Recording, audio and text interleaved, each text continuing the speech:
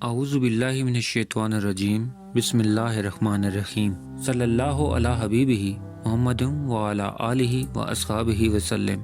لاکھوں کروڑوں درود پاک خاتم النبیین حضرت محمد مصطفیٰ صلی اللہ علیہ وآلہ وسلم پہ۔ گنبد خضرا کے چاہنے والوں کو وقاص احمد کی طرف سے السلام علیکم۔ آج میں آپ کو ایک سچا واقعہ سنانے جا رہا ہوں۔ ٹیلی ویژن پہ ایک پروگرام عالم آن لائن آیا کرتا تھا۔ اس پروگرام میں ہم نے یہ واقعہ ان صاحب کی زبانی سنا تھا جس کے ساتھ یہ واقعہ پیش آیا تھا۔ الفاظ کا رد و بدل ہو سکتا ہے، اس لیے پیش کی معذرت خواہ ہوں۔ تو آئیں واقعے کی طرف چلتے ہیں۔ میزبان: تو حاجی صاحب ہمارے ناظرین کو بتائیے ہوا کیا تھا۔ السلام علیکم، میرا نام محمد بشیر ہے، میری عمر 62 سال ہے۔ میں گجرانوالہ گھنٹہ گھر کے پاس سن 1970 سے چاولوں کی ریڑھی لگایا کرتا تھا۔ وقت گزرتا گیا، شادی ہوئی، اللہ تعالیٰ نے 2 بیٹیاں عطا کی۔ اپنی حیثیت کے مطابق ان کی پرورش کی۔ دونوں بچیاں جوان تھیں، لیکن میرے حالات ایسے نہ تھے کہ ان کی شادی کر سکتا۔ گھنٹہ گھر کے پاس ہی ایک مغل صاحب کی کپڑے کی دکان ہوا کرتی تھی۔ سن 2008 کی بات ہے۔ وہ میرے پاس آئے اور کہا، بشیر صاحب مجھے اپنے دونوں بیٹوں کے لیے آپ کی بیٹیوں کا رشتہ چاہیے۔ میرے لیے حیرت کی بات تھی، مجھ غریب پہ یہ کرم کیسے؟ خیر گھر جا کے بیوی سے مشورہ کر کے ہم نے ہاں کر دی۔ سال گزر گیا اور وہ شادی کا تقاضا کرنے لگے اور میرے پاس 10,000 روپے بھی نہ تھے کہ میں بچیوں کو رخصت کر سکتا۔ بیوی کہنے لگی، آپ اللہ پہ بھروسہ رکھیں، شادی کا دن طے کر دیں۔ ہم نے تاریخ طے کر دی، 25 نومبر 2009۔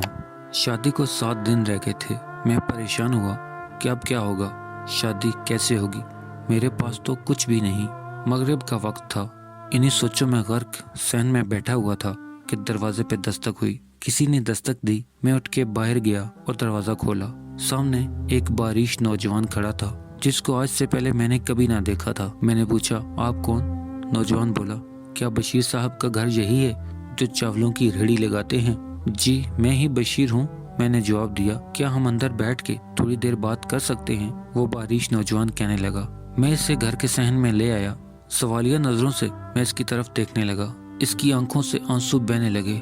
بولا، میں کراچی سے آیا ہوں اور 2 دن سے آپ کو تلاش کر رہا ہوں۔ مجھے بتائیں آپ ایسا کیا عمل کرتے ہیں کہ مجھے وہاں مدینہ پاک سے حکم ملتا ہے کہ گجرانوالہ میں جاؤ، ہمارے غلام کی مدد کرو، اس کی بیٹیوں کی شادی ہے۔ یہ سن کر میری دہاڑ نکل گئی۔ میں داڑیں مار مار کے رونے لگا۔ عرض کی، بیٹا میں تو بہت گناہگار سا انسان ہوں۔ ہاں پچھلے 45 سال سے بلا ناغہ سرکار صلی اللہ علیہ وآلہ وسلم کی بارگاہ میں درود و سلام پیش کرتا رہتا ہوں، اور تو کچھ نہیں۔ وہ نوجوان رونے لگا۔ بولا، جن پہ آپ درود بھیجتے ہیں انہوں نے مجھے بھیجا ہے۔ اس کے ہاتھ میں ایک بریف کیس تھا، وہ مجھے دے دیا، مجھے گلے سے لگایا، بنا اپنا نام پتہ بتائے مجھے مل کے رخصت ہو گیا۔ میں نہیں جانتا وہ کون تھا، کہاں سے آیا تھا۔ بعد میں بریف کیس کھولا تو دیکھا اس میں 30 لاکھ روپے تھے اور ایک خط کہ آپ اپنی بچیوں کی شادیاں کریں۔ یہ مدد وہاں سے آئی ہے۔ میں نے بچیوں کی شادیاں بھی کی، پھر حج پہ گیا، مدینہ پاک میں حاضری بھی ہوئی، اور آج میرا بہت اچھا کاروبار ہے۔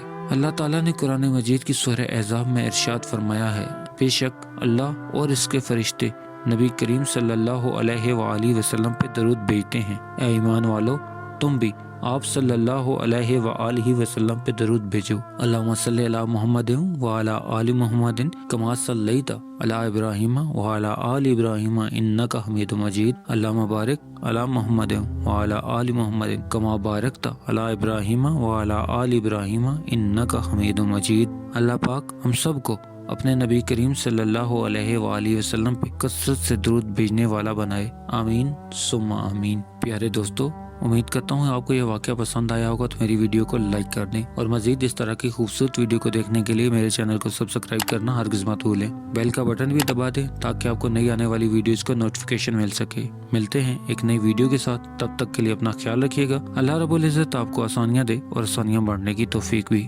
اللہ حافظ۔